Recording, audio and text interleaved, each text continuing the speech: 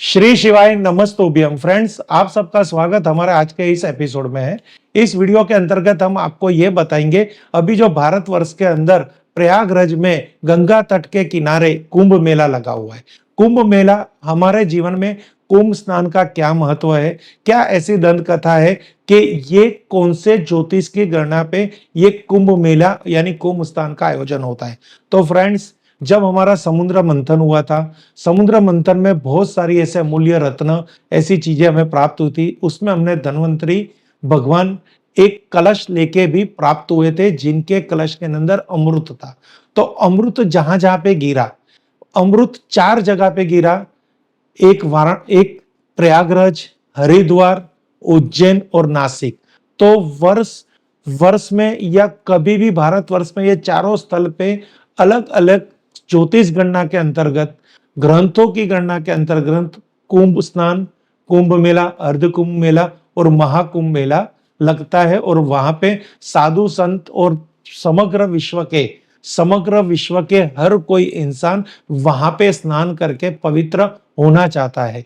तो ये हमारे भारतवर्ष की सनातन धर्म की बहुत बड़ी पूंजी है।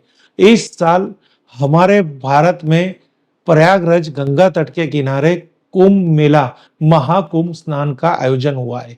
ये महाकुंभ स्नान क्यों आवश्यक है? इस स्नान के अंतर्गत हमें क्या क्या ऐसा करना चाहिए जिससे हमारे जीवन की बहुत सारी समस्या का समाधान हो जाए? कौन से ऐसे देव को पहले याद करना चाहिए? वहां पे जाके हमें क्या क्या, कौन सी चीजों का ख्याल रखना चाहिए? अंतर्गत कौन से नियम पे वहां पे स्नान करना चाहिए? तो हमें वहां की व्यवस्था भी डिस्टर्ब नहीं होगी, साथ साथ ग्रंथों के अंदर जो सूचन किए हुए उससे भी हमें उसका भी आशीर्वाद प्राप्त हो। तो जब भी मनुष्य के जीवन के अंदर कर्म से संबंधित कोई भी पाप कर्म होते हैं जाने अनजाने में, तो शास्त्र में ऐसा किया है, अगर एक बार कोई भी पवित्र नदी का स्नान करने से आपके जाने अनजाने में किए हुए पाप कर्म का प्रायश्चिताप होता है और वो पाप धुल जाता है। ऐसी श्रद्धा के अंतर्गत हम और आप कोई भी पवित्र नदी में पूनम को, अमावस्या को या मकर संक्रांति को या वसंत पंचमी जैसे शुभ अवसरों पर वहां पे स्नान करते हैं। अगर वो स्नान का मौका हमें समझो महाकुंभ के अंदर मिले तो हमारे लिए तो बहुत ही सौभाग्य की बात है। हमें वहां से स्नान करने से बहुत सारे फल की प्राप्ति होती है। अब इसके अंदर सबसे पहले जब आप कुंभ स्नान में स्नान करने जाते हो गंगा के तट पे, तो स्नान करने से पहले आपको विष्णु भगवान को याद करना है, क्योंकि विष्णु नारायण भगवान वो क्षीर सागर के भगवान है।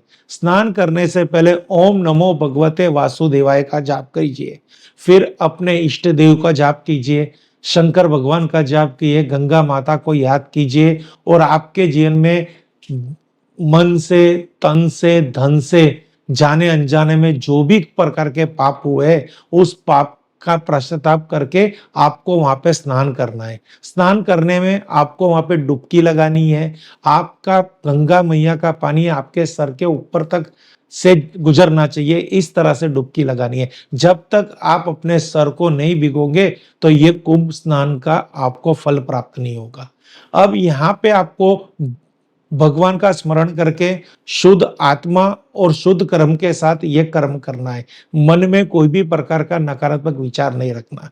और जो कोई इस व्यवस्था पे नहीं पहुंच सके, ऐसे बुजुर्ग लोग जो घर पे है, वो भी ये कुंभ स्नान का लाभ ले सकते हैं। अगर उनको किसी पड़ोसजन, स्नेहजनी के द्वारा कुंभ स्नान का पानी यानी गंगा मैया का पानी उनको प्राप्त होता है प्रसाद के रूप में, तो वो भी घर पे ये स्नान कर सकते हैं। ये स्नान के अंदर अभी यहाँ पे अभी जो चल रहा है वहां पे कहते हैं ना, ये घर पे जब भी स्नान करो तो गर्म पानी पानी के अंदर गंगा मैया का पानी नहीं डालना। पहले आपको अपना स्नान, रेगुलर स्नान करना है। आपको साबु से, शैम्पू से जो स्नान करना है वो स्नान कर लीजिए। बाद में एक बकेट के अंदर आपका घर का थोड़ा नॉर्मल पानी और उसके अंदर गंगा जल डाल के फिर लास्ट में वो स्नान करना है। ये पवित्रता वहां पे रखनी है। अगर गर्म पानी में हम गंगा मैया को डालेंगे तो ये भी एक दोष लगेगा। तो स्नान जब भी घर में अगर आप कुंभ स्नान कर रहे हो तो कुंभ के पानी में साबु का प्रयोग मत कीजिए, शैम्पू का प्रयोग मत कीजिए, गर्म पानी का प्रयोग मत कीजिए। अगर आपकी अवस्था, व्यवस्था और आपका शरीर काम नहीं कर रहा और आप रोज स्नान भी नहीं कर रहे, तो आप खाली उसके पानी से मुँह हाथ धो लीजिए गंगा मैया के पानी से, तो भी आपको फल प्राप्त होगा, क्योंकि यहाँ पे भाव देखा जाएगा। तो वास्तु दोष के अंतर्गत, ग्रह के दोषों के अंतर्गत, ज्योतिष में कोई भी ग्रह की नेगेटिविटी, नकारात्मक प्रभाव, अशुभ प्रभाव आपके जीवन में चल रहे हैं, वास्तु दोष से आपके घर के परिवार के कोई भी सदस्य डिस्टर्ब है, तो उनके लिए भी यहाँ पे बहुत अच्छा उपाय है। अगर जब भी आप गंगा स्नान करने जा रहे हो, तो वहाँ पे आपने ये देखा होगा कितने साधु संत वहाँ पे अवेलेबल है।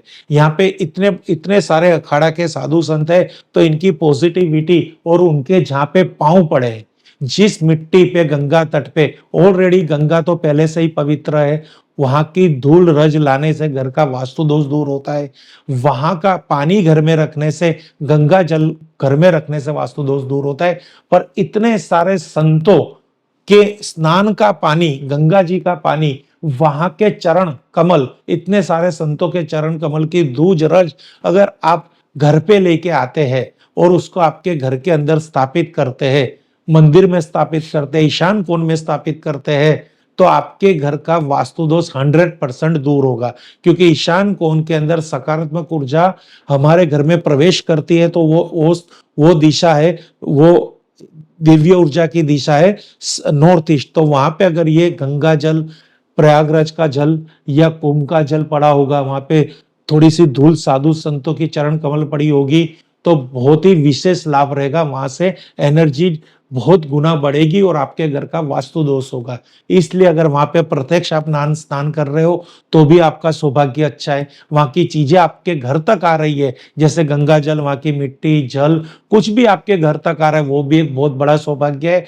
अगर किसी के अगर वहां पे जाके आप स्नान नहीं कर सकते और आपको किसी ने जल दिया है, उस गंगा जल से आप घर में स्नान कर रहे हो, तो वो भी सौभाग्य की बात है। तो कुल मिला के भारतवर्ष में जो भी कोई ले रहे, अभी पूरा विश्व हमारे भारत में आ रहा है और कुंभ स्नान का महत्व समझ के आ रहा है, वहां पे स्नान कर रहा है और अपने कर्मों का फल, यानी कर्मों के पाप धो रहा है। क्योंकि अवश्य गंगा मैया इस बार इधर स्नान करने से आपको पवित्र करेगी, चाहे कर्म आपकी आत्मा ने किए है या आपके शरीर ने की है।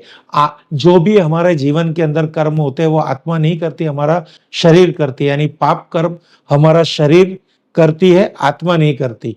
जब आप गंगा स्नान करते हो, तो वो शरीर को ही शुद्ध करते हैं, आत्मा को शुद्ध नहीं करता, क्योंकि आत्मा परमात्मा है, उसको कोई शुद्धि की जरूरत नहीं है। इसलिए कर्मों, शरीर से हुए कर्मों को शुद्ध करने के लिए शास्त्रों के अंदर ये उपाय बताया हुआ है। स्नान का वो स्नान अवश्य कीजिए और औरों को भी करवाइए। जहां आपकी मदद लगती है, वो मदद आप कीजिए। Thank you friends. Her her Mahadev, her her Mahadev, her her Mahadev.